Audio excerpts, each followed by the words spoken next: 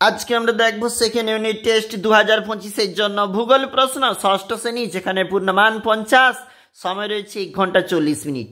সঠিক উত্তর নির্বাচন 1 গুণ 8। অতিবেগুনি রশ্মি শোষণ করে ওজোন গ্যাস। উষ্ণতার প্রসার বেশি রাজস্থান রাজ্যে। মৌসুমী শব্দের অর্থ ঋতু। সূর্যের আলো 200% 200 কোটি ভাগের 1 ভাগ পৃথিবীতে এসে পৌঁছায়। ল্যাটেরাইট মাটি অনুর্বর হয়। উচ্চ রক্তচাপ কমাতে ব্যবহৃত হয় সর্পগন্ধা। যেখানে পশুচারণ, শিকার, অন্যান্য ক্রিয়াকলাপ নিষিদ্ধ তাকে বলা হয় সংরক্ষিত অরণ্য। পৃথিবীর ক্ষুদ্রতম মহাসাগর, যেখানে সুমেরু মহাসাগর। অতি সংক্ষিপ্ত 1 গুণ 8। আটলান্টিক মহাদেশে অবস্থিত ভারতের প্রথম গবেষণা কেন্দ্র দক্ষিণ গঙ্গোত্রী।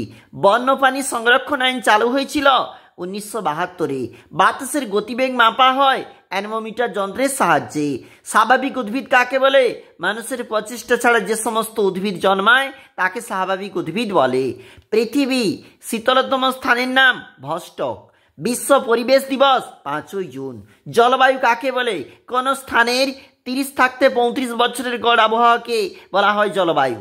বায়ুমণ্ডলে কোন গ্যাসের পরিমাণ সবচেয়ে বেশি? নাইট্রোজেনের পরিমাণ। কার্যকরী সৌর বিকিরণ বলতে কি বলছো? পৌর বিকিরণের পরিমাণ কত শতাংশ? 51%। সুমেরুতে বসবাসকারী প্রধান প্রাণীটি মেরু ভালুক। পরের পেজ দেখতেছি, দেখো ভারতের করমণ্ডল উপকূলে বছরে 2 বার বৃষ্টিপাত হয়। বৃষ্টিপাত পরিমাপক যন্ত্র রেনগজ। কালো মাটিকে কার্পাস মাটি বলে। বায়ুর আর্দ্রতা মাপা হয় হাইগ্রোমিটার যন্ত্রের সাহায্যে। ভারতের মোট বনভূমি 24.62% অরণ্য রয়েছে।